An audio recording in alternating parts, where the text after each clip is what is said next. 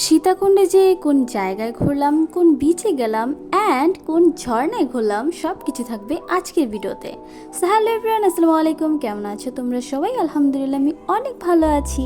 তো সীতাকুণ্ড ট্রিপে day 1 blog নিয়ে হাজির হয়ে গেলাম। তো সীতাকুণ্ড যাওয়ার জন্য আমি আর আমার ফ্রেন্ডরা সবাই মিলে বের হয়ে পড়েছিলাম। বের হওয়ার আগে আমরা টুকটাক কিছু খাওয়া দাওয়া করছিলাম।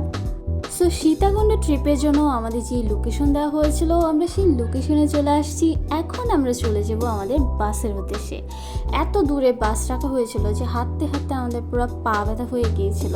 তো আমরা আমাদের হোস্টকে কল দিলাম যে অ্যাকচুয়ালি তারা কোন লোকেশনে আছে, কোন লোকেশনে আমাদের বাসটা দাঁড়িয়ে আছে সেইখানে যাওয়ার জন্য। তো কল দেওয়া শেষ, এরপর তারা আমাদেরকে একটা লোকেশন দিল। ওই লোকেশনে এখন আমরা চলে যাচ্ছি।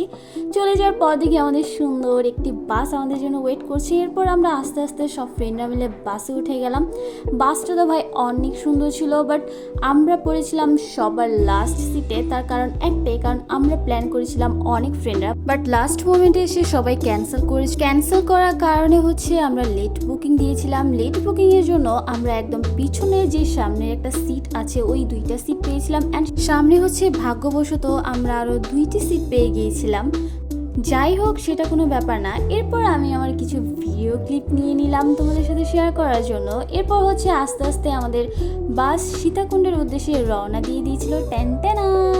তো এখন আমি চলে যাচ্ছি সীতাকুণ্ড ভিউ করার জন্য, সেখানে পাহাড়, সমুদ্র অ্যান্ড ঝর্ণা দেখার জন্য। তো মাঝরাতে বাস কুমিল্লাতে থেমেছিল কিছু খাওয়া দাওয়া করার জন্য। আমরা কিন্তু কেউই ঘুমাইনি। তার একটাই কারণ ছিল ভাই, এত এক্সাইটেড ছিলাম আমরা যে আমাদের ঘুমই আসে নাই। যাই হোক, এরপর সবাই নেমে একটু খাওয়া দাওয়া করছিল। আমি ভাই খাওয়া দাওয়া কিছুই করলাম না, কারণ ভাই বাসে আমি একদমই খেতে পারি না। এই জন্য আমি একটা কফি নিলাম। কফিটাই বেস্ট, কারণ আমার ঘুম যাতে না আসে এই কারণে আমি কফিটা নিয়েছিলাম। আমরা যারা ফ্রেন্ডরা ছিলাম কেউই খাওয়া দাওয়া করেনি। তার একমাত্র কারণ আমরা বাসে কেউই ট্রাভেল অত বেশি করতে পারি না। তারপর রিস্ক নিয়ে আমরা চলে গিয়েছিলাম একটু ঘোরাঘুরি করার জন্য। তো এইখানে দেখো অনেক যাত্রী ছিল যারা এই বাসে ছিল, আরও অনেক বাস ছিল যারা ট্যুরে যাওয়ার জন্য এসেছিল। সবাই এখানে থেমেছিল রাতের বেলা কিছু খাওয়ার জন্য।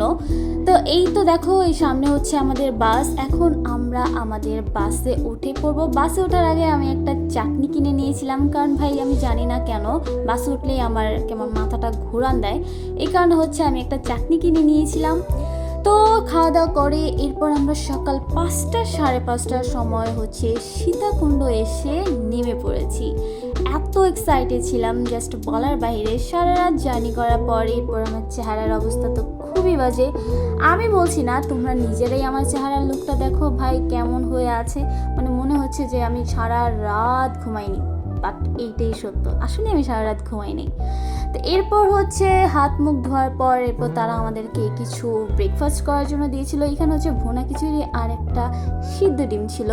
যাই হোক, ভুনা খিচুড়িটা ভাই একদম সিদ্ধ হয় নাই, বাট খাওয়ার মতো ছিল। খাওয়া দাওয়া শেষ, সোনার বাংলাদেশ।